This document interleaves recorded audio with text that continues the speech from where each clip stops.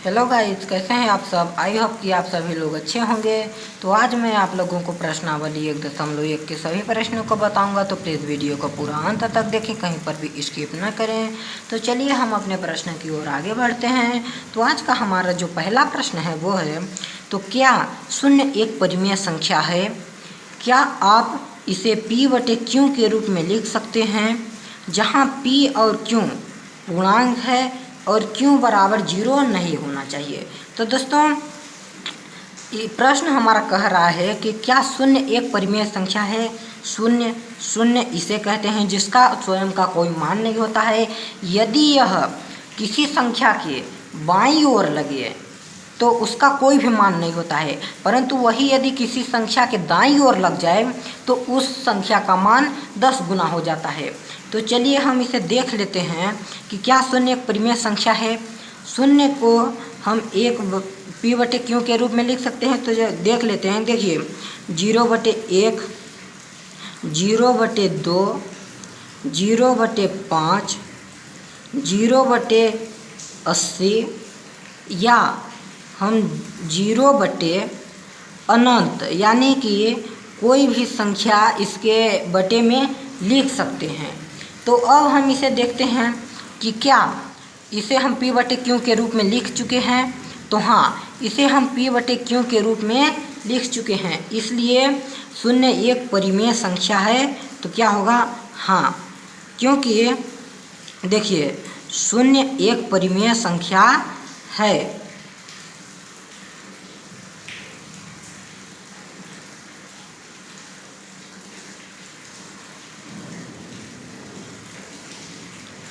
शून्य एक परिमेय संख्या है क्योंकि यहाँ पर हम इसे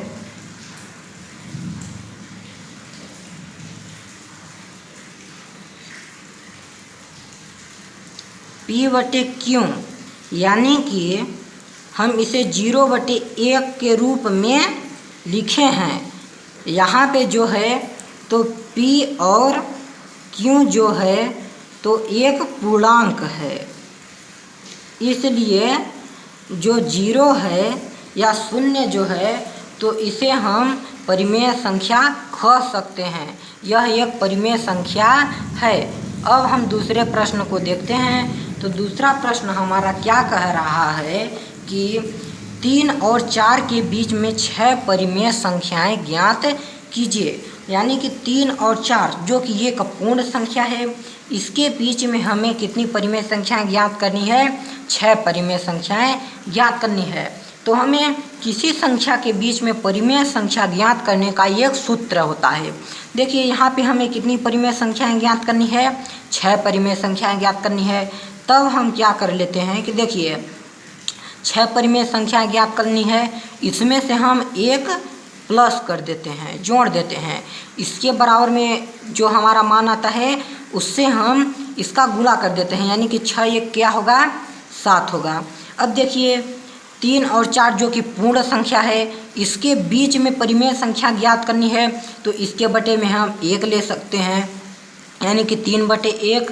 तो 3/1 में यदि हम 7 का गुणा करते हैं, देखिए यहाँ पे सूत्र ही होता है कि जितनी परिमेय संख्याएं ज्ञात करनी होती है उससे एक अधिक करके हम उस संख्या से गुणा कर देते हैं। तो यहाँ पे और आगे की संख्या कितने के बीच में है? 4 के बीच में। तो 4/1 हम ले सकते हैं और गुणा किससे कर देते हैं? 7 से। इस प्रकार से अब हम चलिए इसका गुणा कर लेते हैं। 7 का गुणा यदि 3 में करेंगे तो क्या होगा? 7 त्रिक 21, और 7 का गुणा 1 में करेंगे तो क्या होगा? 7 एकम 7। अब 7 का गुणा यदि हम 4 में करेंगे तो क्या होगा? 7 चौक 28 और 7 एकम 7। ये हो गया, हमें प्राप्त हो गया। अब हम देखते हैं कि क्या 7 का यदि हम जब गुणा करते हैं तो क्या 6 परिमेय संख्या निकल पाती हैं या नहीं। तो इसे हम इस प्रकार लिख सकते हैं पहले कि देखिए 3 व 4 के मध्य 6 परिमेय संख्याएं निम्नलिखित हैं।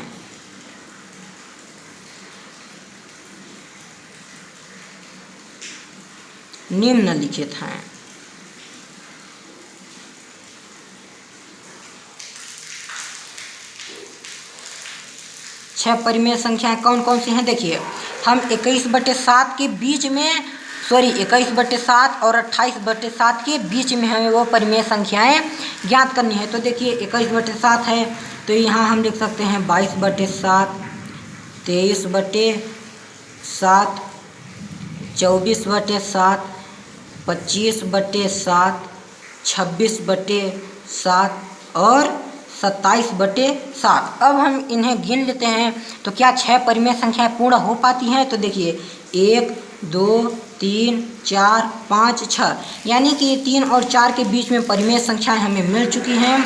तो ये हो गया हमारा दूसरा का आंसर। अब हम तीसरे प्रश्न को देखते हैं। तो चलिए देख लेते हैं इसे भी कि तीसरा प्रश्न हमारा क्या कह रहा है। तो तीसरा प्रश्न हमारा क्या कह रहा है कि 3/5 और 4/5 के बीच 5 परिमेय संख्याएं ज्ञात कीजिए। यानी कि हमें 3/5 और 4/5 के बीच 5 परिमेय संख्याएं ज्ञात करनी है। तो इसे भी हम दूसरे प्रश्न की तरह ही हल कर लेते हैं। तो इसमें डिफरेंस क्या है कि देखिए, यहाँ पे हमें 5 परिमेय संख्याएं ज्ञात करनी है। तो क्या करेंगे कि 5 + 1 बराबर किया कितना होगा? 6। ये देखिए, अब हमें इनके बीच में परिमेय संख्या निकालना है तो हम उनसे गुणा कर देते हैं। यानी क्या, 3/5 का गुणा हम 6/6 से कर देते हैं। तब कितना होगा? देखिए 6 कितना होता है? 18 और 6 का गुणा 5 में करेंगे तो क्या होगा? 6×5 = 30। ये हो गया। अब आगे की क्या संख्या है? 4/5। अब हम इसका भी गुणा कर लेते हैं। यानी कि 4/5 × 6/6। देखिए 6 का गुणा यदि हम 4 में करेंगे तो क्या होगा? 6 चौको 24 हो जाएगा। और 5 का गुणा यदि 6 का गुणा यदि 5 में करेंगे तो क्या होगा? 6×5 = 30। ये हो गया। अब देखिए 18/30 और 24/30 के मध्य हमें 5 परिमेय संख्याएं निकालनी है। तो चलिए हम देख लेते हैं कि क्या हमें प्राप्त होती हैं या नहीं। तो इसे हम क्या कर लेते हैं कि 3/5 व 4/5 के मध्य 5 परिमेय संख्याएं निम्नलिखित हैं। यानी कि 5 परिमेय संख्याएं निम्नलिखित हैं। तो वे संख्याएं कौन कौन सी हैं हम उसे भी देख लेते हैं। वे परिमेय संख्याएं निम्नलिखित हैं। कौन कौन? देखिए, जैसे कि हमें 18/30 और 24/30 के बीच निकालना है। तो 18/30 का मध्य में क्या होगा कि 19/30 और 20/30, 21/30, 22/30, 23/30। अब देखिए 18/30 है तो हम पहले नहीं लिखे हैं और 24/30 है तो आगे हम नहीं लिखे हैं। यानी कि हमें 18/30 और 24/30 के मध्य में ज्ञात करना था। तो चलिए हम देखते हैं कि 5 परिमेय संख्याएं हमारी पूर्ण हो चुकी हैं या नहीं। तो देखिए 19/30 1, 20/30 2, 21/30 3 और 22/30 4 और 23/30 5। यानी कि 5 जो परिमेय संख्या हैं वे हमारी पूर्ण हो चुके हैं। यानी कि 3/4 और 4/5 के मध्य कौन कौन सी परिमेय संख्या हैं? 19/30, 20/30, 21/30, 22/30 और 23/30। दोस्तों, परिमेय संख्या ज्ञात करने के लिए हमें उसका हर समान करने की आवश्यकता होती है। तो अब हम चौथे प्रश्न को देखते हैं। चौथा प्रश्न हमारा क्या कह रहा है? नीचे दिए गए कथन सत्य हैं या असत्य? कारण के साथ अपने उत्तर दीजिए। तो इसमें हमें सत्य असत्य चूज करना है और यदि सत्य है तो वो किस प्रकार है और असत्य है तो उसका कारण क्या है। तो हमारा जो पहला है तो वो कह रहा है कि देखिए, प्रत्येक प्राकृतिक संख्या एक पूर्ण संख्या होती है। प्राकृतिक संख्या यानी कि प्राकृतिक संख्या से क्या आता है? प्राकृत संख्या हमारा क्या है कि जैसे 1, 2, 3। तो क्या यह संख्याएं पूर्ण होती हैं? तो हाँ, क्योंकि 1, 2, 3 बाकी की अनंत संख्याएं जो धनात्मक होती हैं वे पूर्ण संख्याएं होती हैं। क्योंकि सभी प्राकृतिक संख्या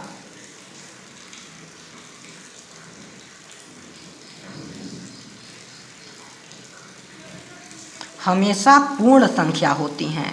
यानी कि इसका कारण यह है कि धनात्मक जो संख्याएं होती हैं अनंत तक, 1 से लेकर अनंत तक, तो वे हमेशा अपने आप में पूर्ण संख्या होती हैं। ये हो गया। अब हमारा दूसरा प्रश्न क्या कह रहा है कि दूसरा प्रश्न जो है तो वो कह रहा है कि देखिए, प्रत्येक पूर्णांक एक पूर्ण संख्या होती है। पूर्णांक से हम क्या समझते हैं कि पूर्णांक से हम क्या समझते हैं? पूर्णांक से हम यह समझते हैं कि वे संख्याएं जो ऋणात्मक में होती हैं, जैसे -1, -2, -3 और आगे अनंत, जो कि माइनस में यानी ऋणात्मक होती हैं, उन्हें हम क्या कहते हैं? पूर्णांक संख्या। तो क्या पूर्णांक संख्या एक पूर्ण संख्या होती है? तो नहीं। क्यों? यानी कि यह जो कथन है ये असत्य है। कभी पूर्ण संख्या नहीं होती है, क्योंकि जो ऋणात्मक मान है, ऋणात्मक मान या ऋणात्मक संख्या कभी भी पूर्ण संख्या नहीं होती है। इसका कारण यही है कि कभी भी पूर्णांक संख्या पूर्ण संख्या नहीं होती, क्योंकि ऋणात्मक संख्या कभी पूर्ण होती ही नहीं है। इसलिए इसका कारण होगा कि ऋणात्मक संख्या पूर्ण संख्याएं नहीं होती हैं।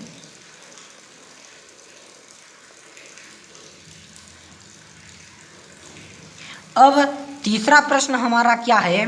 तो देखिए, प्रत्येक परिमेय संख्या एक पूर्ण संख्या होती है। परिमेय संख्या यानी कि हम परिमेय संख्या के बारे में सबसे पहले जानते हैं। परिमेय संख्या किसे कहते हैं? जैसे हम P/Q के रूप में लिख लेते हैं। P व Q जो कि एक पूर्णांक होता है, और Q बराबर क्या नहीं होना चाहिए? 0।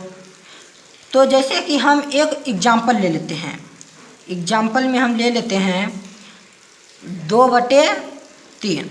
अब हम इसे देखते हैं कि क्या यह एक पूर्ण संख्या है या पूर्ण संख्या नहीं है। तो देखिए, जब हम 3 का भाग 2 में देंगे तो क्या यह एक पूर्ण संख्या हमें प्राप्त होगी? चलिए देख लेते हैं।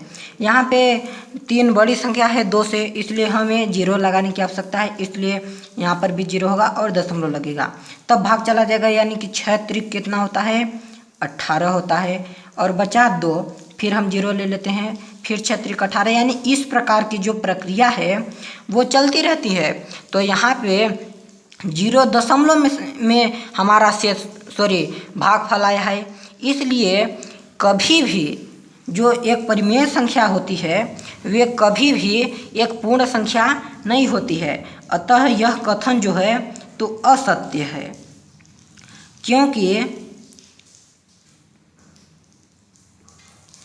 परिमेय